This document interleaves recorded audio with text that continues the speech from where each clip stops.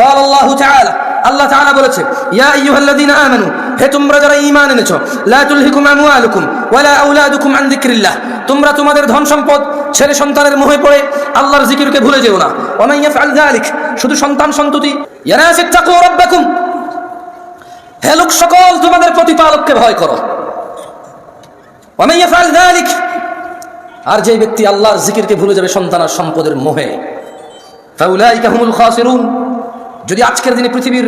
1000 কোটি মানুষ আছে আজকের দিনে গণনায় কম বেশি হতে পারে যারা পরিসংখ্যান করে এটা তাদের কথা 1000 কোটি মানুষও যদি সন্তান সন্ততি আর সম্পদের মোহে আল্লাহকে ভুলে যায় আল্লাহ বলছে ফাউলাইকা হুমুল খাসিরুন সবাই ক্ষতিগ্রস্ত ধ্বংস হবে ইয়ানাসিন্নামা আমওয়ালুকুম ওয়া আওলাদুকুম ফিতনাহ নিশ্চয়ই তোমাদের সন্তান সম্পদ তোমাদের জন্য পরীক্ষা কেবল ওয়াল্লাহু ইনদাহু আজরুন আযীম আর আল্লাহর কাছে যা রয়েছে তা হচ্ছে উত্তম মহাপুরস্কার।